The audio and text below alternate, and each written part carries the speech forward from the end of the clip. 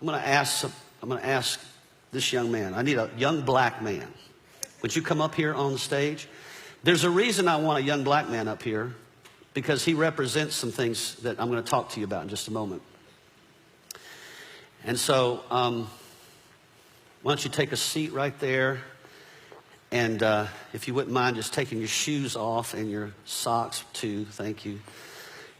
And then I'm going to wash your feet. Now, let me say something before I wash his feet, because this is important.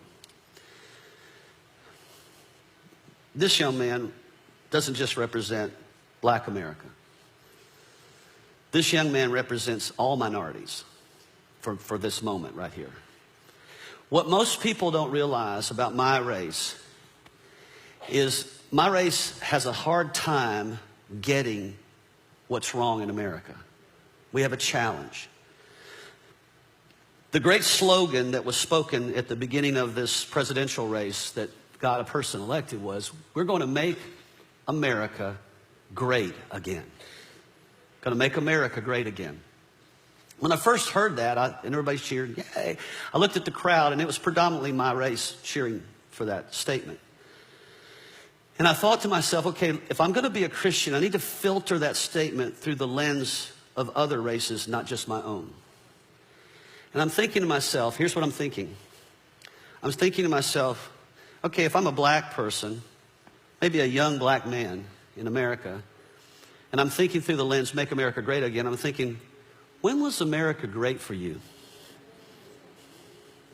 When was there a season of time in the last 240-something years that America was great for you?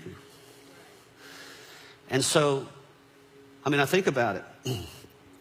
In the beginning of our nation, 1700s, we brought a lot of people like this young man from Africa by the millions. In fact, history tells us that between 17 and 60 million, no one has the exact number, died in that transition. The greatest atrocity of one race in all of human history.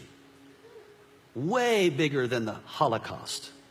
And we all know about the Holocaust. But for some reason, this has never been really advertised too much, because my race, we don't want to feel guilty. And I'm not saying you should feel guilty, because you didn't do that, but your race did. Then after we had Africans as our slaves, African come to our country and become our slaves, then we also have to live with the fact that we also conquered Native Americans as well. We kind of huddled them over in the Midwest, took over their land. Then we went down to south of America and we said, Mexicans, we're going to take some of your land from you as well. California, Arizona, New Mexico, used to be Mexico. Who would think a Hispanic person? When was America great for Hispanic people? When was America great for Native Americans? What about Asians? Was it great when Pearl Harbor happened and we took 120,000 Japanese from their homes in California, put them in camps for 4 years because we suspected, even though they were citizens, that they might turn against our country? Was that great? The only people that could honestly say maybe America was great would be me, my race. It was great for us. We had a lot of folks like this young man and other people serving us for the last couple hundred years. And now, over the last few years, some of those people are rising up and they've had enough. And movements are starting and different things are happening in our nation that are saying, hey, we matter too. We are not the majority, but we matter too. And people like us are getting scared. We're getting fearful. Man, this nation is not like it used to be. Are we filtering that through the eyes of Jesus, or are we filtering that through the eyes of our race? And so what Jesus would do in the middle of all this is he would take a person like this, who maybe in general terms wouldn't normally be connected together. A young black man and an old white man. We probably don't have a lot of things in common. The way we grew up, the society we live in. I don't get in my car and worry about a cop pulling me over. I don't worry about being treated unjustly in society like you do. I don't grow up with fear. I don't worry about inequality for my race. I don't have those concerns. But I have them for you. And I care about you. And when I got born again, God did something in my heart towards people like you.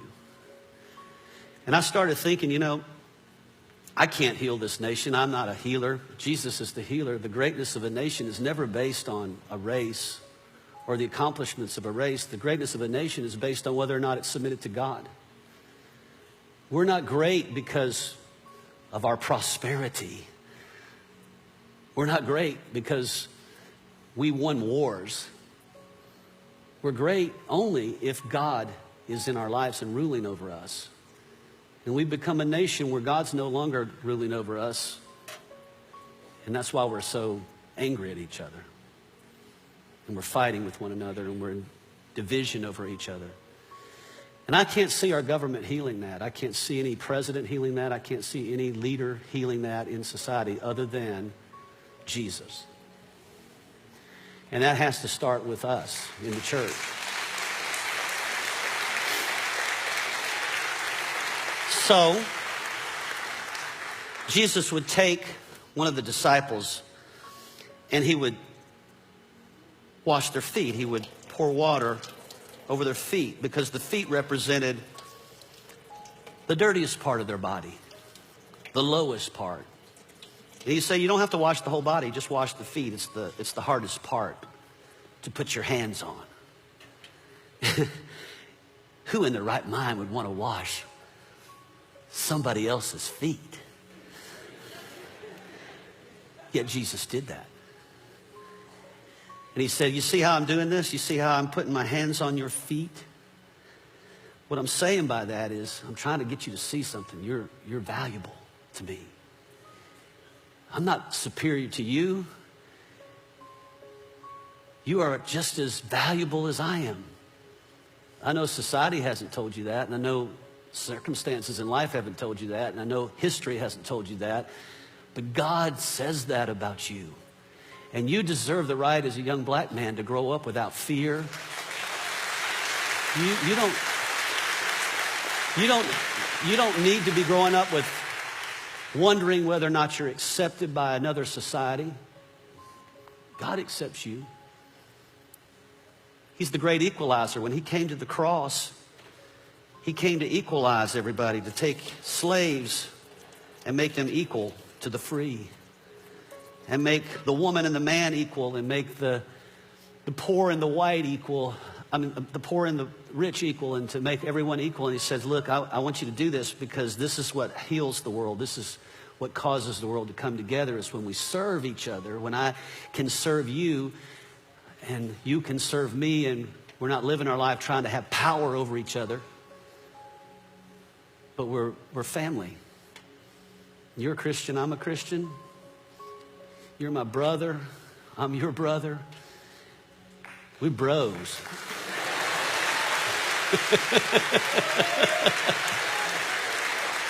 But there's not enough of me doing this. More of this needs to happen. And so maybe it starts with us in the church. Maybe it starts with the people that are in this church, that we would just say, you know, regardless of our history together, what if we just started loving each other and serving each other and maybe washing each other's feet? What if we had a small group one night and we just all just humbled ourselves, got down here real low and looked up to you and said, you know, I value you. I care what happens to you. I care what you experience in America. I care about the hurts and the wounds of your past. I care about the history of my race against your race. And I'm sorry. I repent. I didn't do it myself personally, but I take responsibility for my own race. Because Jesus didn't do anything to hurt people, but he took responsibility for them. He took responsibility when he went to the cross, and I need to go back to the cross because we need healing. We need healing in this relationship. We need to be one together instead of you doing your thing and me doing my thing. And so you're a good representation, not just of Black America. You're a good representation of all people that maybe haven't been treated with value, wherever they're from. And I just want you to know that from this point on, my life is about making sure that you understand that you grow up in an America where there are people that value you from another race. I love you, bro. Hold on.